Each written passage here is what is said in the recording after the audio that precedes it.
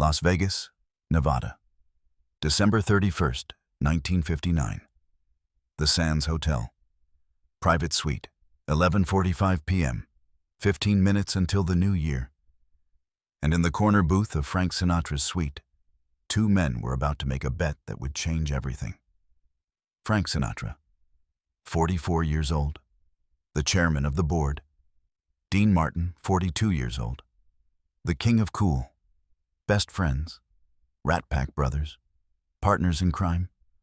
They were drunk, not falling down drunk, but champagne confident drunk, the kind of drunk where everything sounds like a good idea.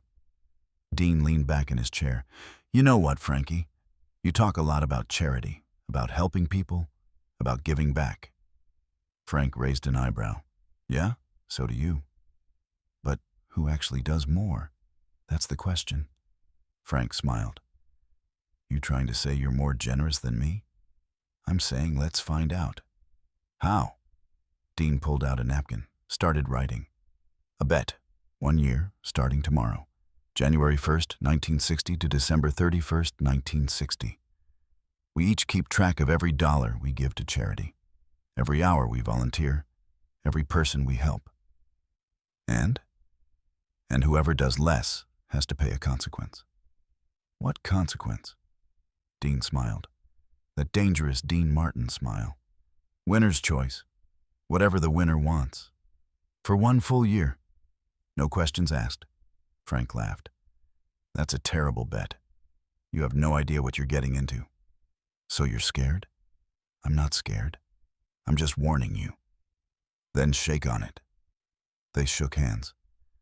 What neither of them knew was that this handshake would lead to the most humiliating year of Frank Sinatra's life, and the most meaningful. This is the story about the bet Frank Sinatra lost, and why losing was the best thing that ever happened to him. January 1st, 1960. 10 a.m. Frank's suite, hungover, coffee, aspirin. Dean knocked on the door. You remember the bet? Frank groaned. Yeah, I remember. Good, because I had my lawyer draw up the contract. Dean handed him a document, 3 pages. Frank read it. The bet. Duration, January 1st, 1960 to December 31st, 1960. Goal. Accumulate the highest charity score. Scoring, $1 donated equals 1 point, 1 hour. Volunteered equals 100 points. 1 person directly helped equals 500 points. Documentation required. Receipts, witness statements, photographs. Independent judge, Sammy Davis Jr. Prize, winner chooses consequence. Loser must comply for 12 months. No refusal allowed. Stakes, $1 million penalty for backing out. Frank looked up. You're serious? Dead serious. $1 million if we back out? That's right. Forces us to finish. Frank thought about it. Then he signed. You're going to regret this, Dino. We'll see. For the first 6 months, it was a game. January. Frank donated $50,000 to children's hospitals. Dean donated $45,000 to veterans programs. Frank. 50,000 points, Dean. 45,000 points.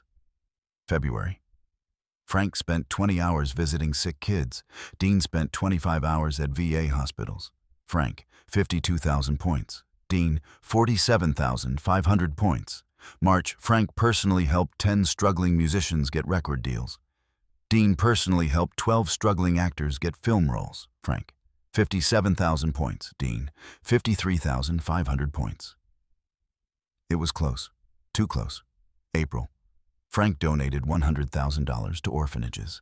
Dean donated $100,000 to homeless shelters.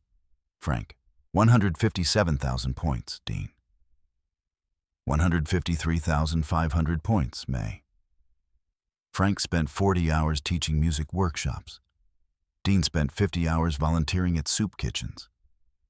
Frank, 161,000 points. Dean, 158,500 points. June. Frank helped 15 families avoid eviction. Dean helped 20 families get job placements. Frank, 168,500 points. Dean, 168,500 points. They were tied. Sammy called them both. Guys, this is insane. You've each done over $300,000 in charity in 6 months. You've helped hundreds of people. Can we just call it a tie? Frank, no. Dean, not a chance. You're both idiots. Frank, maybe. But I'm not losing to Dean. Dean, and I'm not losing to Frank. The competition intensified. July, Frank donated $200,000 to civil rights organizations. Dean donated $200,000 to children's cancer research. Tied again. August. Frank spent 60 hours volunteering at community centers. Dean spent 60 hours volunteering at senior homes. Still tied. September. Frank helped 25 families. Dean helped 25 families. This was getting ridiculous. October. Frank donated $300,000. Dean donated $300,000. November, Frank spent 80 hours volunteering. Dean spent 75 hours. Frank pulled ahead by 500 points. By December 1st, the score was Frank, 1,128,500 points. In 1,128,000 points, Frank was winning. By 500 points. By 1 hour of volunteering. December 15th. Frank was confident. 2 weeks left. He was ahead. Then Sammy called. Frank, we need to talk. What's wrong? Dean just did something big. How big? He anonymously funded an entire school in South Bronx, $500,000. Plus he's committing to teaching there every Saturday for a year. That's 52 hours. Plus he's hired 10 teachers from the neighborhood. That's 10 people directly helped. Frank's stomach dropped. When? Yesterday. I just verified it. Frank did the math. $500,000 equals 500,000 points. 52 hours equals 5,200 points. 10 people equals 5,000 points. Total, 510,200 points. Dean's new total, 1,638,200 points. Frank's total, 1,128,500 points. Dean was ahead by over 500,000 points. And there were only 15 days left. Frank called Dean. You funded a school? Yep. $500,000? That's right. You son of a... All's fair in love and charity, Frankie. You have 2 weeks. Better move fast. Frank hung up. He could match it. He had the money. But did he have the time to organize something that big? December 16th. Frank sat in his office. Calculator, pen, paper. To beat Dean, he needed 510,000 points in 15 days. He could donate $510,000. Easy. He had the money. But that felt hollow, like buying a win. Dean had funded a school and committed to teaching. That was real, meaningful. If Frank just wrote a check, he'd win the bet. But he'd lose something else. His pride, his integrity. Frank made a decision. He wasn't going to try to beat Dean. He was going to lose with dignity. December 31st, 1960, the Sands Hotel. Same suite where the bet started. Frank, Dean, and Sammy. Sammy had the final numbers. Okay, here's the tally. Dean Martin. Total donated, $1,145,000. Total hours, 327 hours. Total people helped, 47 score, 1,638,000. 200 points. Frank Sinatra. Total donated, $850,000. Total hours, 281 hours. Total people helped, 37 score, 1,146,600 points. Dean won by 491,600 points. Frank extended his hand. You beat me. Dean shook it. You made me work for it. So what's the consequence? What do I have to do for a year? Dean smiled. You're going to work at the school I funded, South Bronx, every Saturday, 10 a.m. to 4 p.m. teaching music to kids who've never had a music program. Frank blinked. You want me to teach? In the Bronx? That's right. For 52 weeks, no exceptions. No sending someone else. You, in person. Dean, I perform on Saturday nights. Vegas, tours. Figure it out. That's the bet. Frank looked at Sammy. He can do this? Sammy nodded. Contract says winner's choice. No refusal allowed. Frank took a breath. Fine, I'll do it. Dean smiled. Good. You start January 7th. South Bronx, PS 42 Elementary School. A building that had seen better days. Cracked windows, peeling paint, chain link fence. Frank pulled up in his Cadillac. Kids playing in the schoolyard stopped, stared. One kid yelled, Yo, that's Frank Sinatra. Frank got out. Wearing jeans, a sweater. Trying to blend in, didn't work. A woman in her 40s approached. Principal Rivera. Mr. Sinatra? Yeah. I'm Maria Rivera, principal. Dean Martin told me you'd be here. I have to say, I didn't believe him. I keep my word. Even when you lose a bet? Frank smiled slightly, especially then. She led him inside, down a hallway to a room at the end. This is the music room. Or it will be. Right now it's just a storage room with a piano. The room was small, dusty, old desks stacked in the corner, and in the middle a beat-up upright piano, 20 kids, ages 8 to 12, sitting on the floor. They looked at Frank like he was from another planet. Frank looked at them. So, who wants to learn to sing? Silence. One kid raised his hand. Are you really Frank Sinatra? Yeah. Why are you here? Because I lost a bet, and now I have to teach you music every Saturday for a year. Another kid. That's a stupid bet. Frank laughed. You're absolutely right. It was a very stupid bet. The first 4 Saturdays were rough.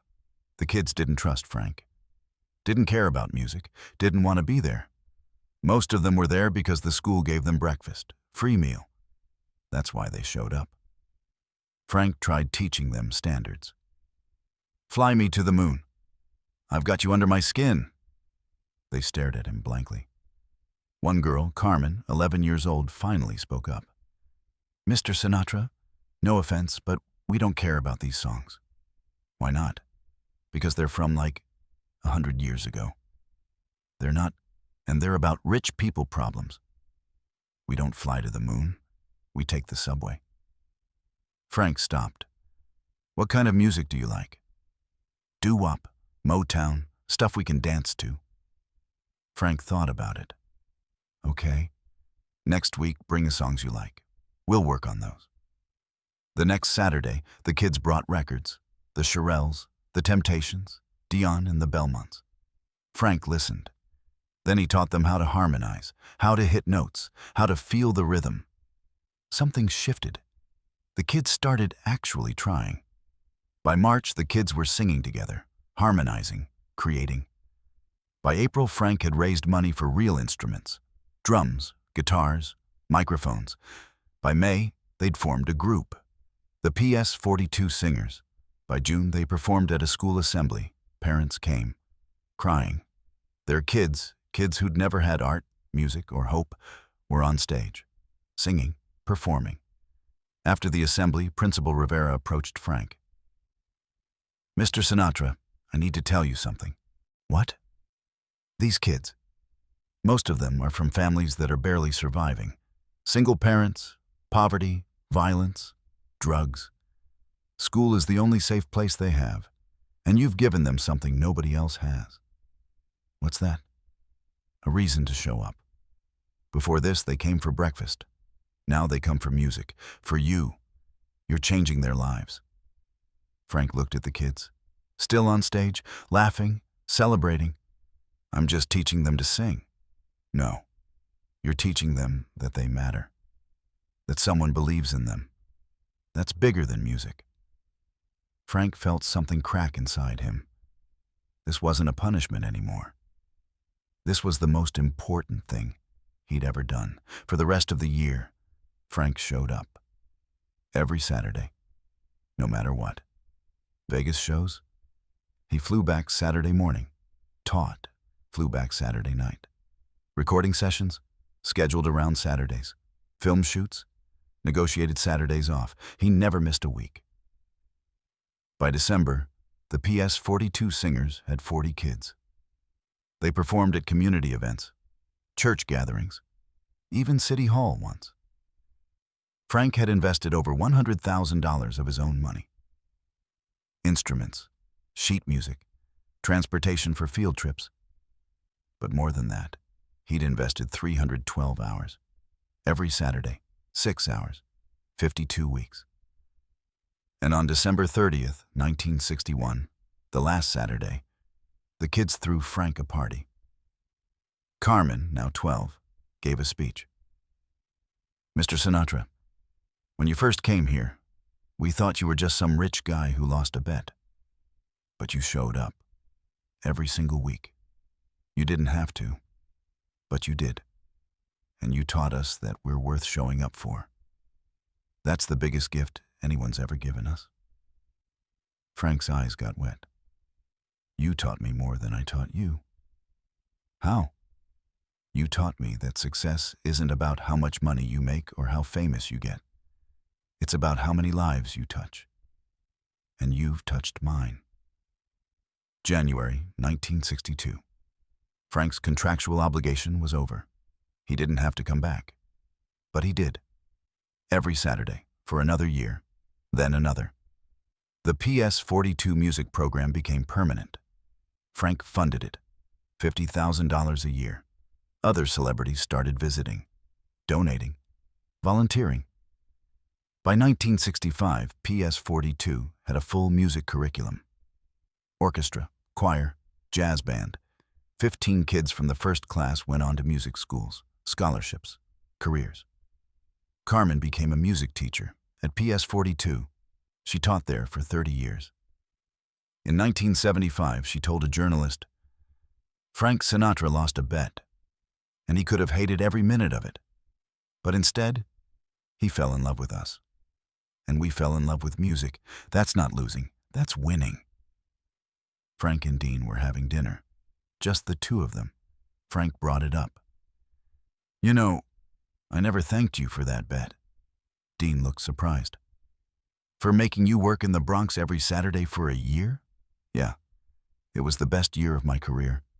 Not the most famous, not the most profitable, but the most meaningful. Dean smiled. You want to know a secret? What? I designed the consequence before we even made the bet. Frank stared at him. What? I knew you'd go all in. I knew you'd try to win, and I knew the only way to beat you was to do something massive at the end. But I also knew that if I won, I could force you to do something you'd never do on your own. Teach in the Bronx. Exactly. You'd never volunteer for that. Too unglamorous. Too far from Vegas. Too real. But I knew if I forced you, you'd do it. And I knew once you did it, you'd love it. Frank laughed. You manipulative son of a bitch. Did it work? Yeah, it worked. They sat in silence for a moment. Then Frank asked, Did you really donate $1.1 million to charity that year? Or did you inflate the numbers to make sure you won? Dean smiled. Didn't answer, just raised his glass. To losing. Frank raised his glass. To losing. They drank. Frank Sinatra lost a $1 million bet. The consequence? Teaching music in the South Bronx every Saturday for a year. What he did next shocked everyone. He kept going for 15 years, until 1976. He funded the program, mentored the teachers, showed up, not for publicity, not for tax write-offs, because he'd learned something. That losing can be winning. That consequences can be gifts. That sometimes the best things in life come from bets you lose. When Frank Sinatra died in 1998, the PS-42 singers performed at his memorial. 40 former students, now adults, teachers, musicians, parents. They sang My Way, not the famous version. The version Frank taught them in 1961, with harmonies, with soul, with gratitude. Because Frank Sinatra lost a bet. And in losing, he won something bigger than any prize. He won their hearts, and they won his. That's not a loss. That's a legacy.